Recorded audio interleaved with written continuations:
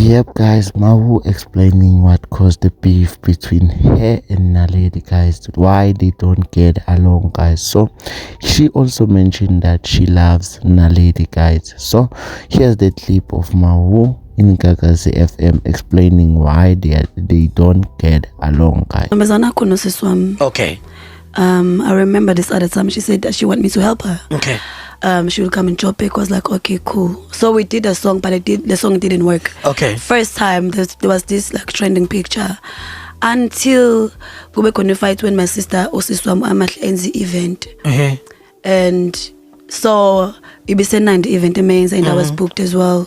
So you probably qala umengena lapha umefika nabantu abawu3 ukele. So yena wavela wathi kumele wangenisa everyone bese eminyanga efuna bangene like, and ba complain bathi no you can't like cela ukuze nalabantu ufike nabo ngoba labantu obviously ngoba bekulayini abantu abazothenga ama tickets obviously abazokhokha abazongena wayibhukiwe yena noma wayibhukhosiswami. Oh great, ezosebenza so ahambe ke mehamba usiswami efika ngakusasendlini athi cela i-refund yemali yami because ngicelile ukuthi uzoperform wena ungenisa abantu about like 12 people and ngenza imali vele nemali ukuthi kumele ngene that time ke ngoba eqiniso ngizokukhuluma la khona waqala mthuka keke wambiza ngamagama buhlungu engabizo la magama because like crazy. Yeah, wathi wena inganaki lezi into all of those like ubani koqala ukuthuka umunye unaleto oqala ukuthuka amahle. Yeah, my sister sent me videos. I was like awasanda ama video amaningi yaweza usayiboti is hectic yo. Yeah ngistress nami lento lelo athule amahle aphinde futhi mina amthuke futhi again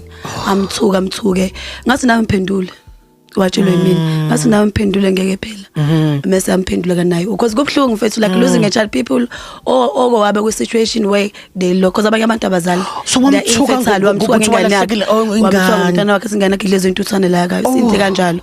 And she cried. My sister, yo, amakhala ngathi nami ephendula and then that's when akhuluma lento ngoma wakhe. All right. And now like isinjani ubudlelane beni njengamanje? Is it something that kusazwana completely kuyaclash nake nazama ukuthi nihlale phansi nikhulume ngakho?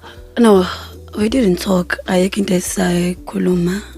Kodwa niyafisa ukuthi lapho nje kwaba nje la drama yenzakalayo and then ivalo ka decide ukuthi listen, let me just keep quiet now since like agcina ngidelele wathi ingqondo amayithathele. That's why I decided ukuthi no, there's something wrong with the child. Sengumdala man. Ngeke. Wasovesana wamzini. That's no, athi ngivele ngithule.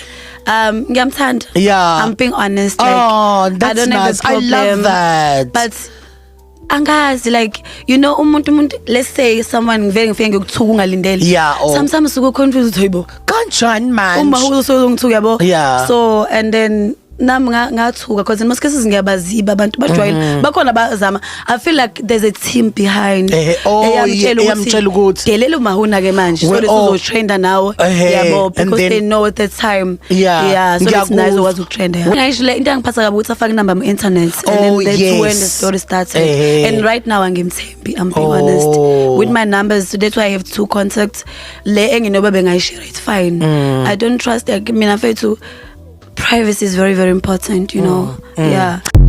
Yep, guys, that was Mawu explaining what went down between her and Naledi, guys. I don't know what's your opinion on this one. You can leave your comments down in the comment section below.